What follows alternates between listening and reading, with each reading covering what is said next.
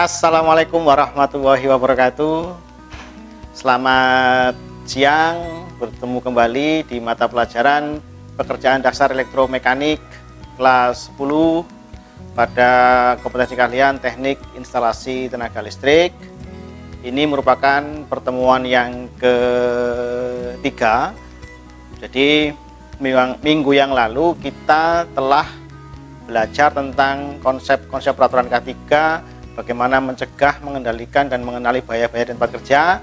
Sekarang saatnya kita belajar mengenai alat pelindung diri.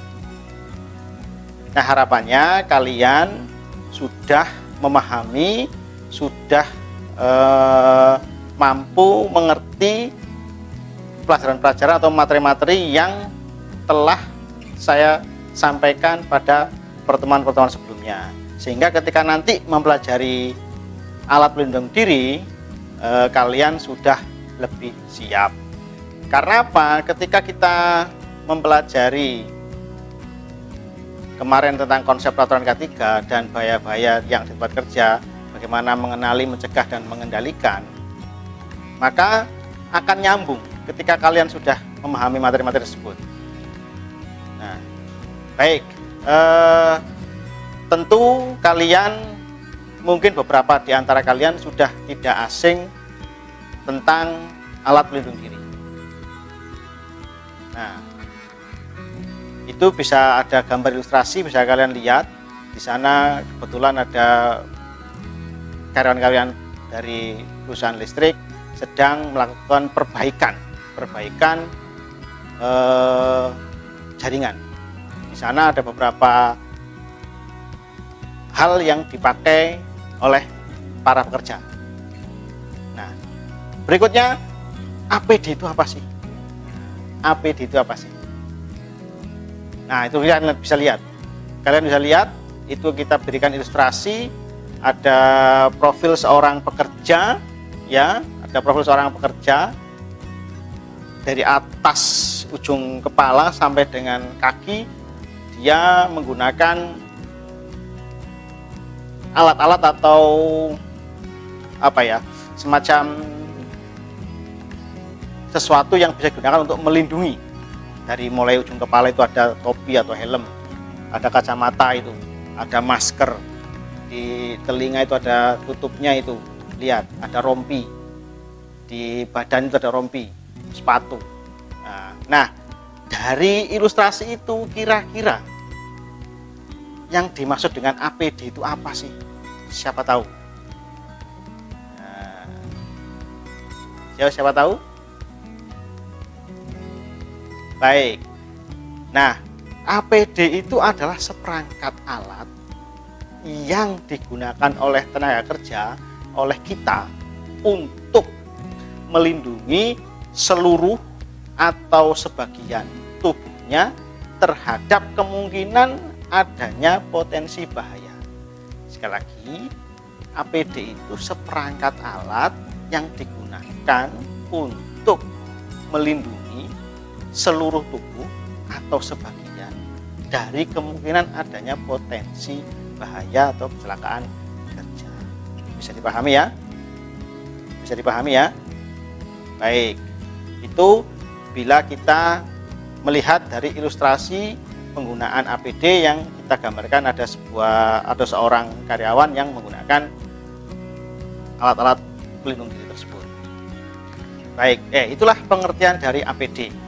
Nah, kenapa sih APD itu perlu kita gunakan atau perlu sebuah perusahaan itu disiapkan?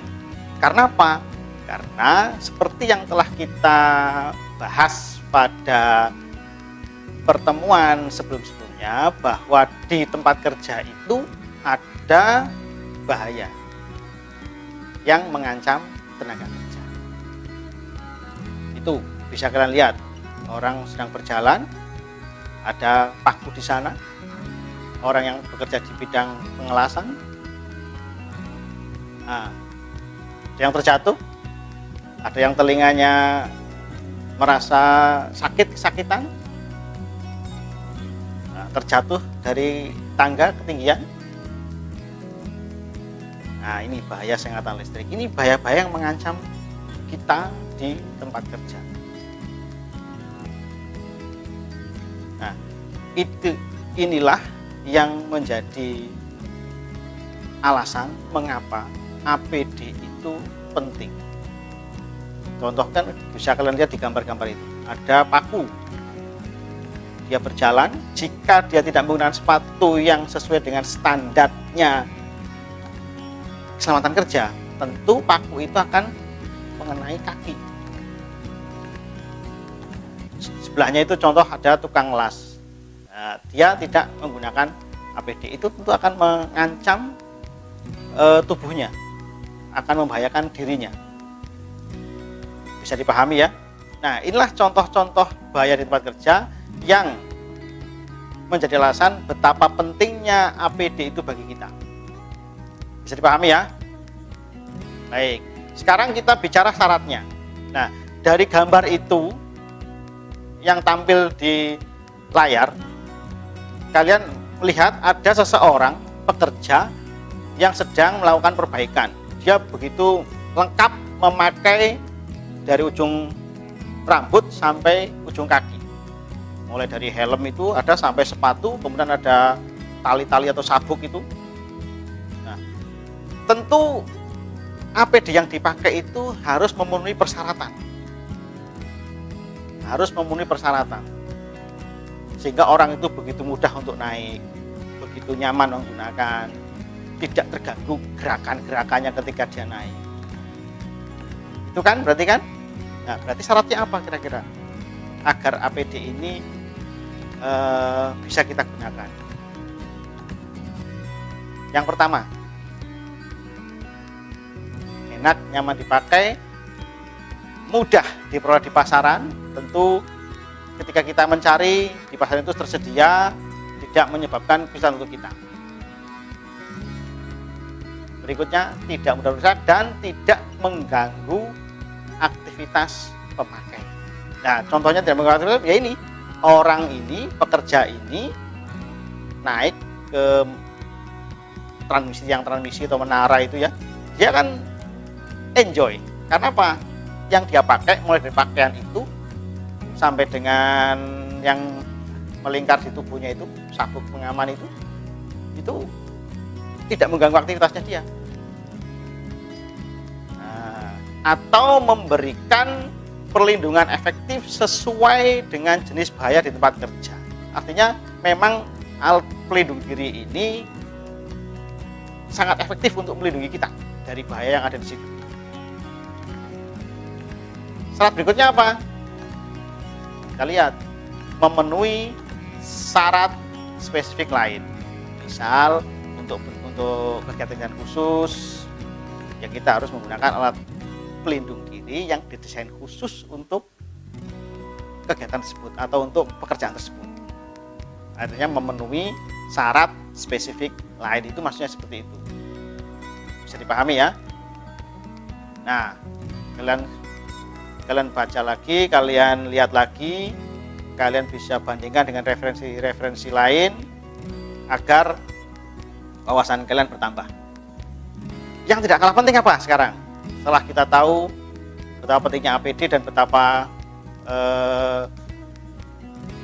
syarat-syarat yang harus dipenuhi seperti itu. Yang tidak kalah penting apa? Ketika sebuah atau perusahaan ataupun kita pribadi memiliki APD, yang tidak kalah penting adalah apa itu? Apa itu? Ya, penyimpanan dan maintenance atau pemeliharaannya. Kita beli bisa, sangat bisa saya yakin. Tetapi yang menjadi kelemahan kita adalah ketika kita sudah beli, kita sudah punya, itu kita sering mengabaikan di dalam cara menyimpan dan cara pemeliharaannya. Karena apa? Karena dari beberapa APD itu kadang memiliki atau memerlukan perlakuan khusus, tidak asal ditaruh di suatu tempat, tapi dia perlu perlakuan khusus.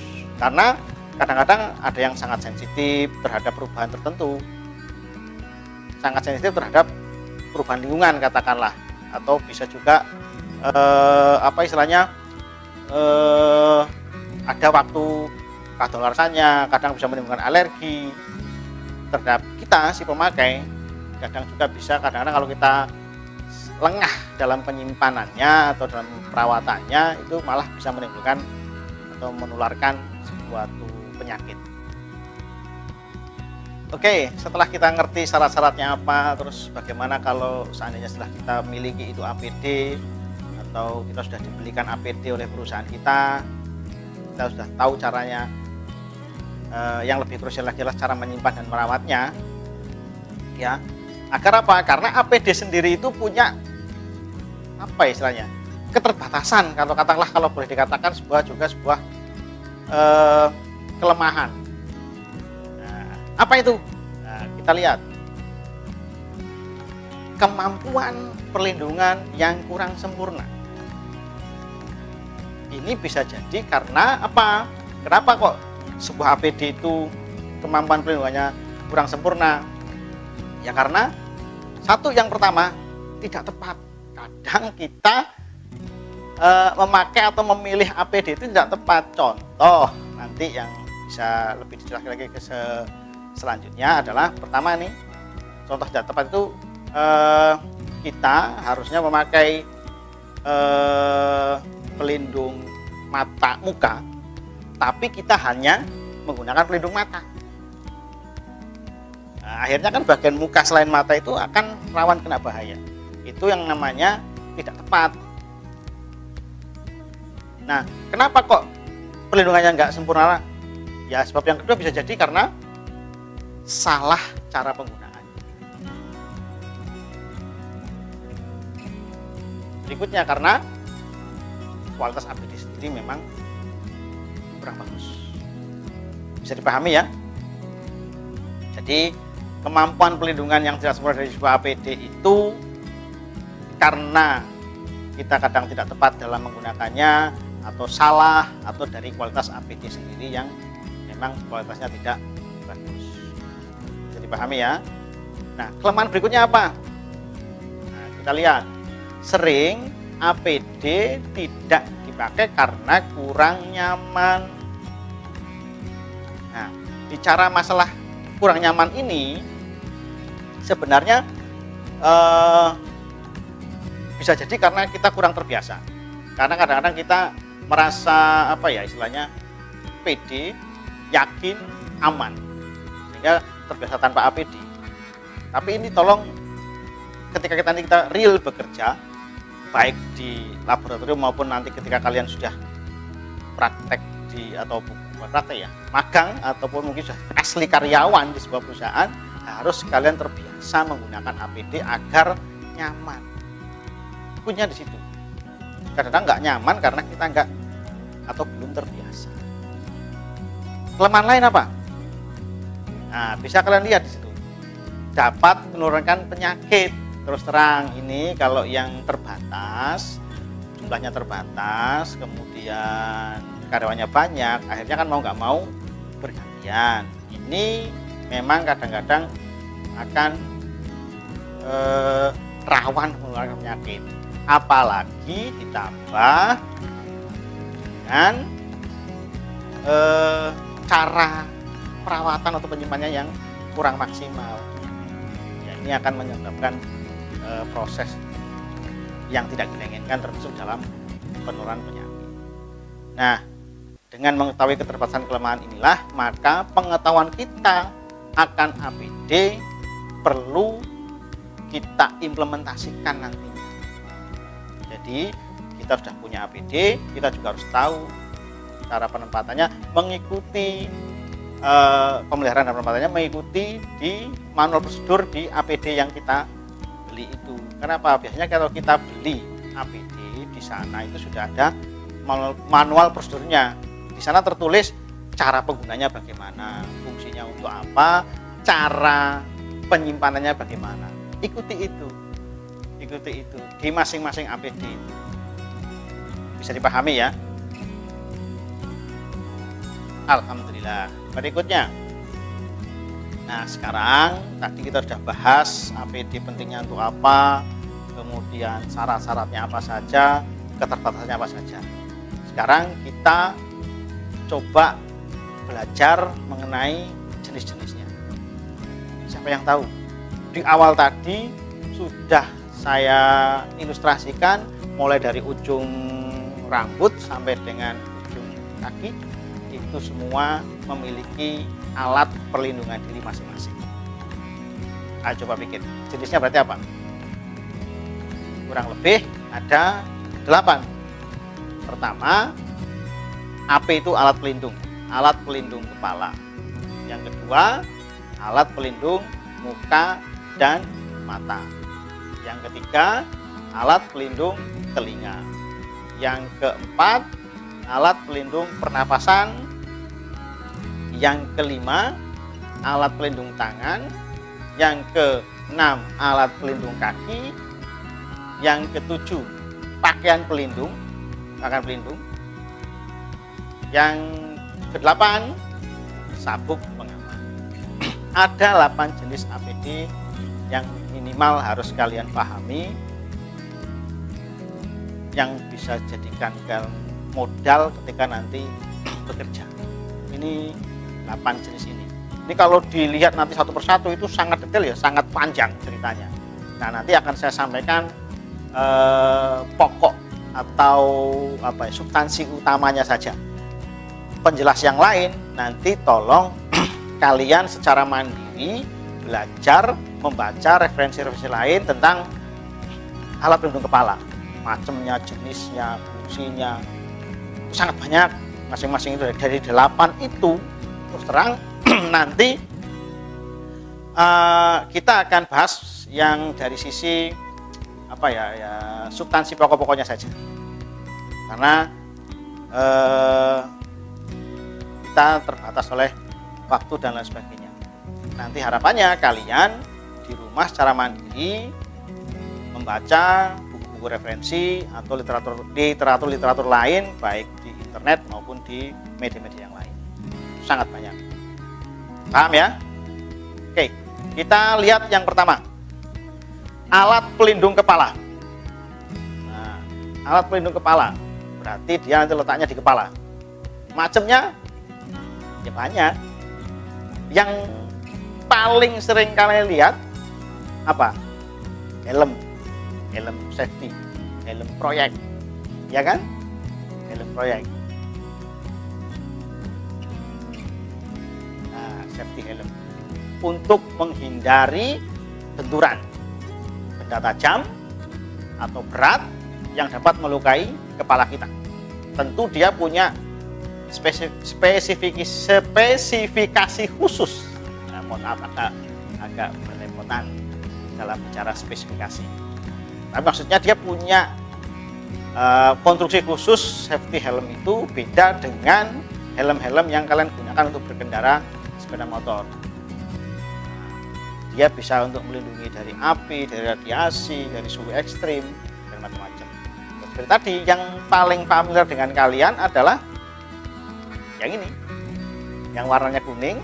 Orang lebih suka menamakannya dengan helm proyek. Itu bentuknya seperti itu, tampak luar, dari depan atas, dari dalam itu tampaknya seperti itu, dari belakang itu ada setelannya, jadi bisa disesuaikan ukurannya. Jadi siapapun yang pakai, ukuran kepalanya bisa disesuaikan besar kecilnya. Sampai sini dipahami? Baik, sekali lagi kita akan bicara pada umumnya saja. Lebih detailnya nanti kalian harapannya adalah bisa membacanya di literatur yang telah saya sebutkan tadi. Nah, apakah semua safety helm ini kuning warnanya? Ya tentu tidak. Ada banyak jenisnya kalau kita mau lebih detail. Ini yang pengetahuan umum saja akan kita berikan. Apakah ada warna selain warna kuning, dan fungsinya untuk apa kok diberikan warna itu? Siapa yang tahu? Jika kalian tahu, bisa seperti biasa tuliskan komentarnya di Google Classroom di sana. Silakan ditulis yang kalian tahu. Nah, lihat, ternyata tidak hanya warna kuning, ada putih, biru, hijau, bahkan pink ada, oranye, merah. Nah, itu punya ciri khusus siapa yang boleh memakai itu. Putih siapa? Manajer, pengawas, insinyurnya, mandor atau supervisornya. Kalau biru itu site supervisor itu supervisor tempat kerja proyek di saat situ, di bawahnya supervisor utama. Apalagi yang bisa menggunakan biru, electrical kontraktor tata listrik, itu helmnya biru, atau pengawas sementara itu biru. Kalau kuning ya yang umum, tenaga kerja pada umumnya, subkontraktor itu pakainya kuning. Kalau hijau, pengawas lingkungan. Karena merah muda, pink. Nah, itu apa? Anak magang atau pekerja baru. Pekerja baru, anak magang itu kalau diproyekkan dikasih helm warna pink, oranye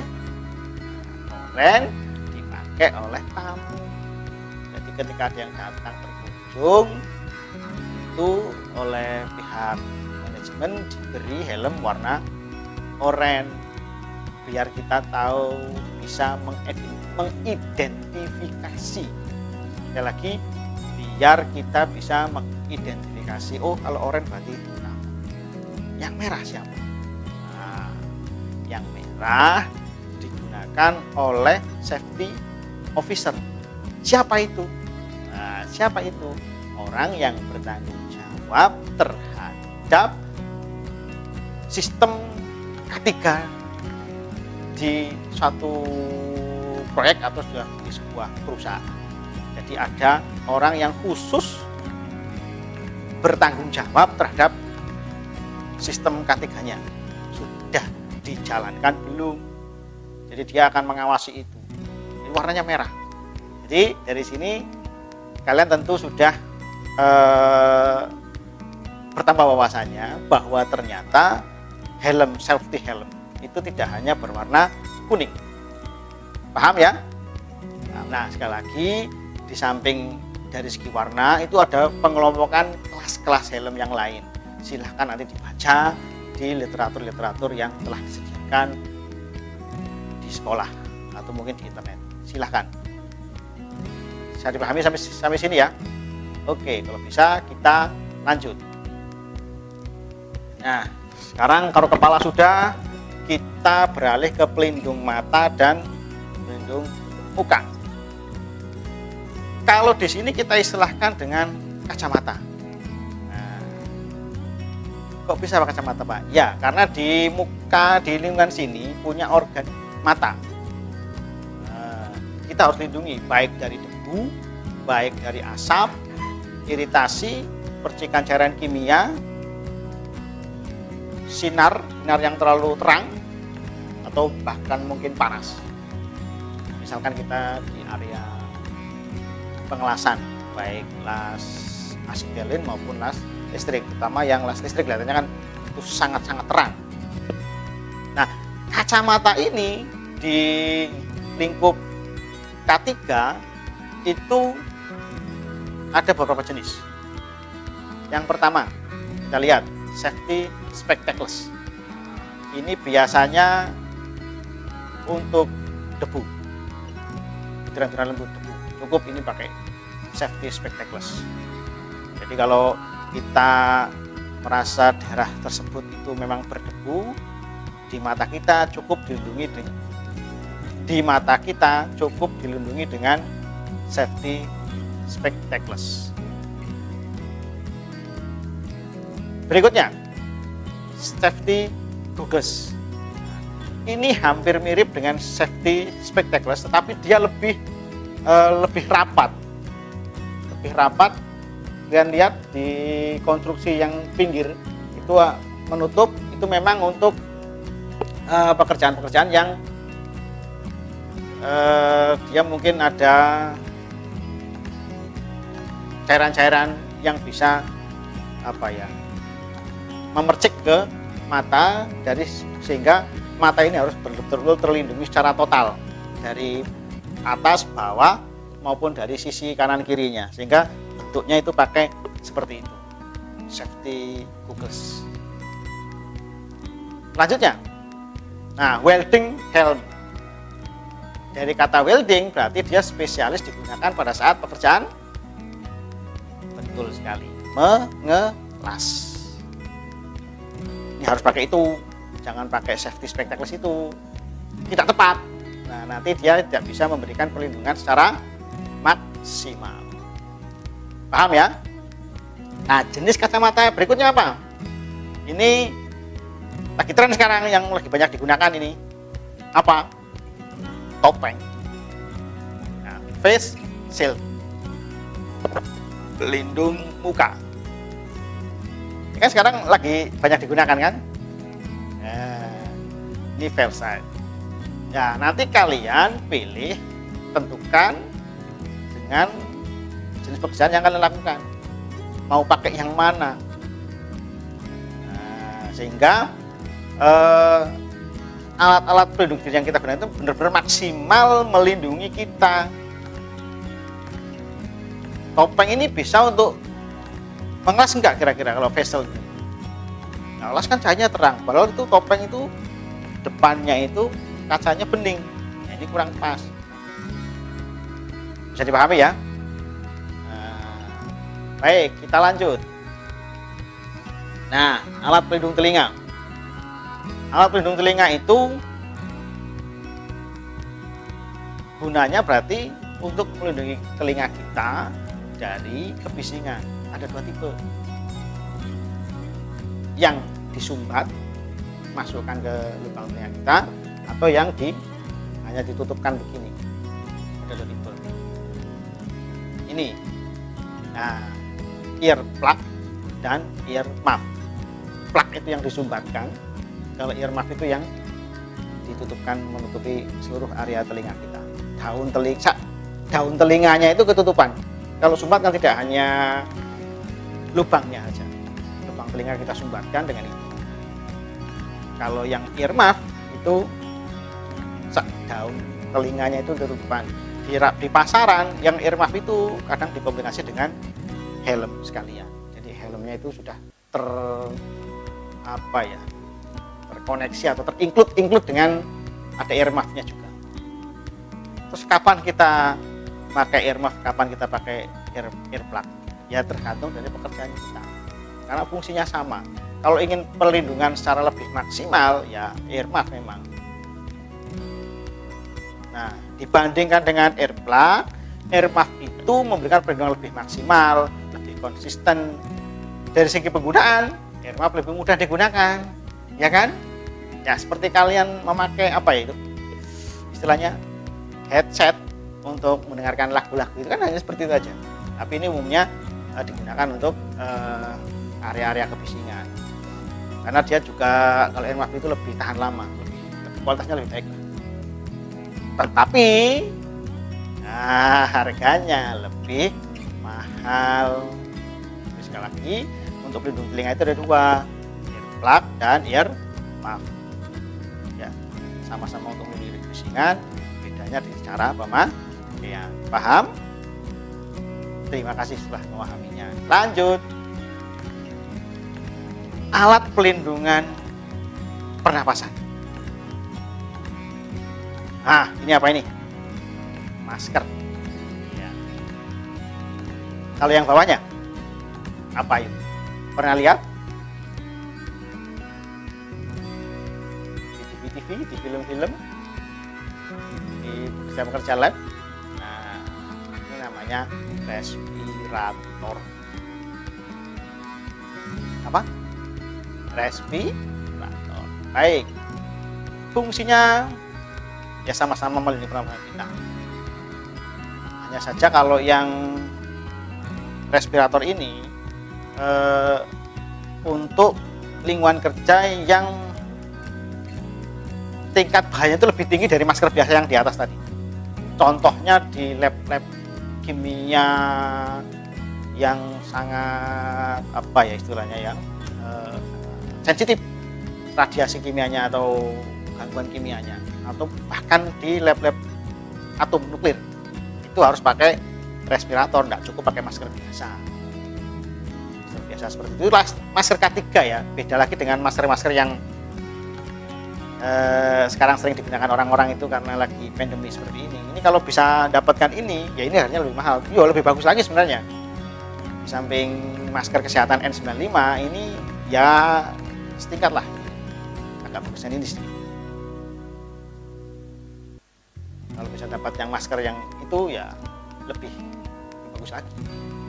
Itu dari mikroorganisme, debu, asap, uap, aerosol atau campuran dengan udara itu, campuran udara atau kotoran lain itu dia bisa tersaring oleh masker ini. Ya harganya lebih mahal dari masker-masker yang biasa sekarang ini lagi in di pasaran. Ya, jadi ini alat pelindung pernafasan di sisi teknis K3-nya. Jadi ada dua masker, maskernya juga seperti itu ya, bukan masker-masker biasa. Dan tentu perusahaan juga akan menyediakan. Ini memang kewajiban mereka untuk menyediakan ini. Respirator itu ya mana kita pakai ya, nanti kita lihat kita kerja di bidang apa. Kalau hanya sekedar menggerinda atau apa istilahnya kerja di yang tempat-tempat berdebu ya cukup pakai masker biasa, tidak perlu nuntut untuk dibelikan respirator karena terlalu apa ya, tidak tepat lah nantinya. Ya lebih aman tapi tidak tepat. Ada yang standar di bawahnya tapi sudah bisa cukup digunakan. Paham ya? Paham. Baik, lanjut. Sekarang kita mata sudah, pernapasan sudah. Sekarang kita ke alat pelindung tangan. Apa? Glove, sarung tangan. Ini bentuk seperti ini. Contoh. Kalau ya banyak macam. Nanti yang umum di pasaran itu ada dari apa istilahnya, bahan dari kain biasa, cotton. Ini biasanya untuk kerjaan-kerjaan yang hanya menimbulkan pekerjaan-pekerjaan yang kira-kira goresan, sayatan atau luka-luka ringan lah. Ini cukup menggunakan cotton glove, sarung tangan kain biasa, sarung tangan kain biasa. Jadi ini bisa menggunakan kalau pekerjaan-pekerjaan hanya ringan-ringan saja, kira-kira goresannya ringan, cukup pakai. Luka-luka yang ditemukan itu kira-kira tidak terlalu membahayakan, sayatan kecil, itu bisa menggunakan cotton gloves. Berikutnya itu sarung tangan dari jenis leather, itu kulit. Ya mirip-mirip lah dengan yang dari kain, tapi material kulit itu umumnya cocok digunakan ketika kita bekerja untuk nanti pekerjaan ini ancaman lukanya ke tangan itu lebih tinggi daripada ketika kita bekerja dengan apa istilahnya tadi dengan sarung tangan kain. Jadi bisa kita timbang-timbang lah. Oh ini terlalu berbahaya nih kalau hanya pakai sarung tangan kain, itu nggak aman untuk kita. Jadi nanti kita berarti akan gunakan yang leather. Tapi jangan khawatir, itu nanti sudah ada aturannya, sudah ada petunjuknya ya tadi tim K3 itu pasti sudah tahu kalau pekerjaan A itu harus pakai ini, B ini. Nah itu nanti kita bisa memilah-milah, kita bisa apa istilahnya menggunakan mana yang tepat. Sekali lagi, ketepatan pemilihan, ketepatan penggunaan itu akan memberikan perlindungan yang maksimal untuk kita. Yang ketiga, nah berikutnya apa? Kita lihat rubber glove. Rubber glove ini biasanya digunakan ketika jenis-jenis pekerjaan kita itu hubungan dengan minyak, hubungan dengan perekat, atau kalau sering kalian lihat itu yang kerja di laboratorium lebih banyak menggunakan sarung tangan dengan material dari karet, rubber. pengelompokan yang keempat apa? Dia punya spesifikasi khusus atau memang pesanan dibuat untuk melindungi tangan ketika harus bekerja di lokasi yang memiliki aliran listrik. Nah, ini perlu kita pahami, apalagi kita orang listrik ya.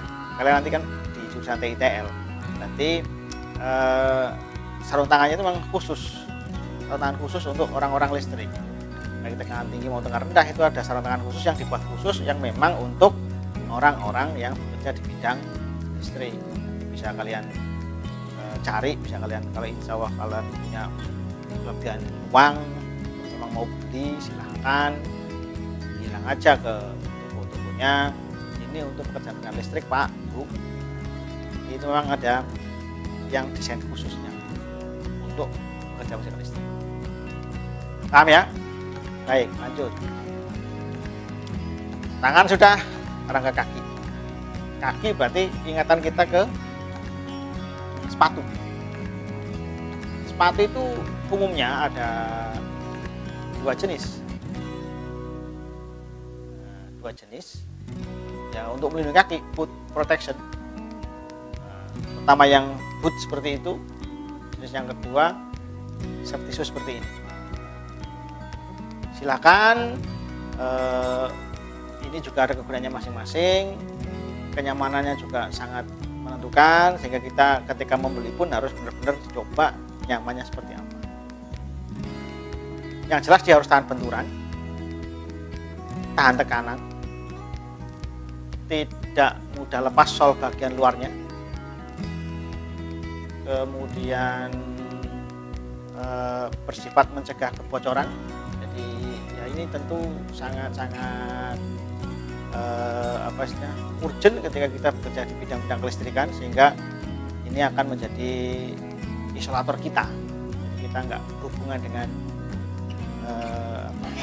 lantai ataupun tangga, itu karena terlindungi oleh sepatu kita yang memang didesain tidak ada kebocoran di sana. Berikutnya tahan tusukan. Nah, tadi digambar di awal, karena ada orang berjalan. Nah, itu berjalan, di kakinya ada ilustrasi di sana, ada paku di bawahnya. Itu harus tahan tusukan seperti itu. Kalau enggak, kaki kita akan kena. Dan di lokasi proyek, pabrik, proyek terutama itu kan kadang kita temui hal-hal seperti itu. Berikutnya mempunyai daya redam terhadap benturan pada bagian tumit belakang.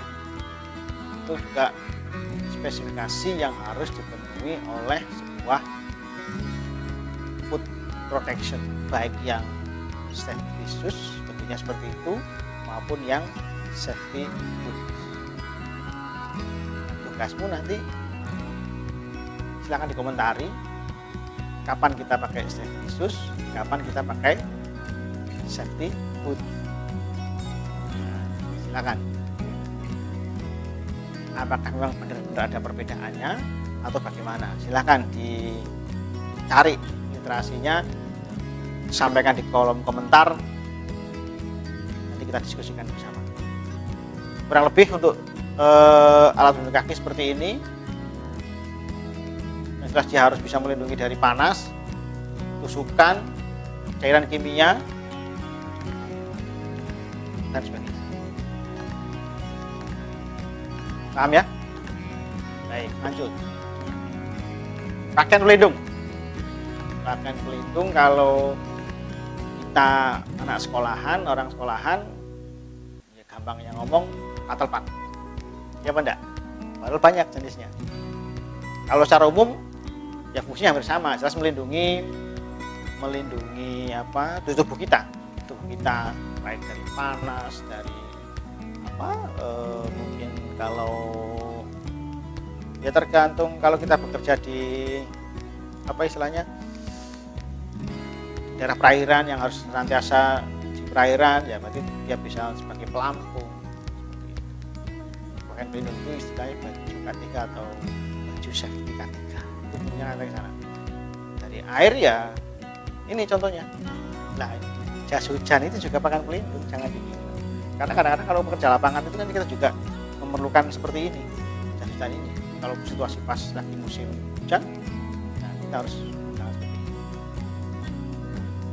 Pelampung, nah itu tadi kalau kita bekerja di memang lokasi kerja kita tuh, memang lokasi kerja itu ya, kerja kita itu ada di daerah perairan, ya harus kita gunakan pelampung, rompi safety. Rompi safety ini ya kita harus gunakan untuk keselamatan kerja standar. Nah, wearpack ini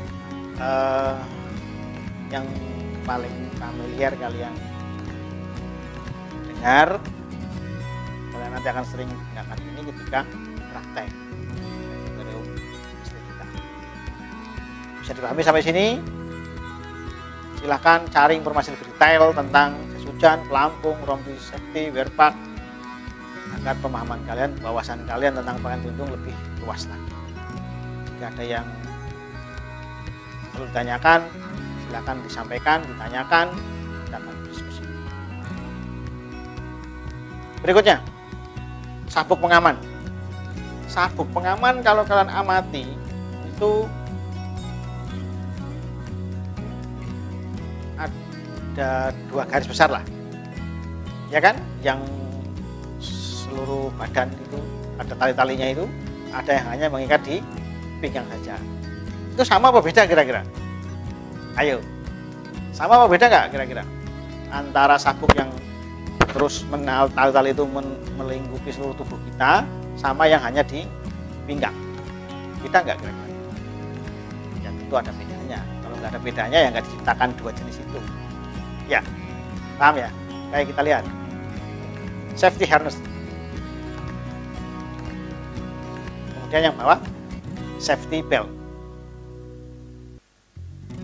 Sama-sama untuk bekerja di ketinggian, sama-sama. Tapi untuk tingkat perbedaannya bagaimana? Ya, dari bentuk ikatan dan fungsinya itu sudah jelas beda. Kalau safety harness itu kan hampir seperti yang saya katakan, seluruh badan kita atas ini sudah terliputi oleh safety harness, tali pengaman. Kalau safety belt hanya pinggang saja. Penggunaannya kira-kiranya begini, kalau resiko jatuhnya itu minim atau ketinggiannya itu enggak tinggi-tinggi amat lah, ya kita pakai safety belt. Tapi kalau untuk resiko jatuhnya itu besar dan ketinggiannya itu mungkin lebih dari 2 meter ya, lebih dari 2 meter ya, sebaiknya kita gunakan safety harness. Sebaiknya kita gunakan safety harness. Nah, jadi di sana kalau penggunaannya atau persamaannya ya sama-sama untuk melindungi dari jatuh dari ketinggian. Cuma kita lihat kalau resiko jatuhnya minim, ketinggiannya itu hanya mungkin kurang dari 2 meter, kita cukup pakai safety belt. Kalau tinggi sekali, resiko jatuhnya besar, kerja-kerja bangunan yang mungkin yang ngecat di lantai berapa itu, atau mungkin masang instalasi di luar, instalasi luar dan ketinggian, mungkin pakai safety harness. Contohnya seperti ini. Nah, ini kan resiko jatuhnya besar, ya kan? Sangat tinggi, resiko jatuhnya sangat besar, maka dia harus pakai safety harness. Bisa dipahami ya? Baik, kalau bisa dipahami kita lanjut. Nah, ternyata sudah selesai ya. Tadi kan kita bicara 8 alat pelindung diri di awal, ya kan? Ada 8 alat pelindung diri, dari mulai kepala, muka, mata, pernapasan, kaki, tangan, pakaian pelindung, sabuk pengaman. Sekarang saatnya saya ingin menguji pemahaman kalian. Apakah kalian mendengarkan? Apakah kalian mengikuti arahan-arahan dari saya? Meskipun yang saya sampaikan di sini pokok, tapi tadi sudah saya sampaikan, tolong kalian tetap menambah wawasan dengan membaca, baik di media elektronik, internet, maupun literatur buku yang kalian miliki. Penilaian bagaimana? Silahkan masuk ke Google Classroom yang sudah kita bentuk di awal-awal pelajaran kemarin. Di situ nanti lengkap, ada pertanyaan untuk uji pengetahuan, ada tugas kelompok berupa lembar kerja APD sudah saya siapkan. Berikutnya ada kuis. Kuis ini nanti sekitarnya soal sekitar 18 sampai 20 nomor kalau nggak salah. Masing-masing nomor bobotnya tidak sama. Ya. Ini nanti akan tampilnya secara acak. Silakan dikerjakan. Sekali lagi masuk ke Google Classroom. Sekali lagi masuk ke Google Classroom. Baca perintahnya dengan baik-baik. Baca perintahnya baik-baik, pahami, lalu kerjakan, klik tugas kelas. Di sana nanti ada 3 hal atau 3 item yang harus tiga item yang harus kalian selesaikan. Pertama pertanyaan, yang kedua tugas kelompok, yang ketiga kuis. Semuanya berbatas waktu. Silakan dikerjakan sesuai jadwal yang telah saya berikan agar pemahamanmu lebih mengena, agar pemahamanmu lebih bagus lagi. Paham ya?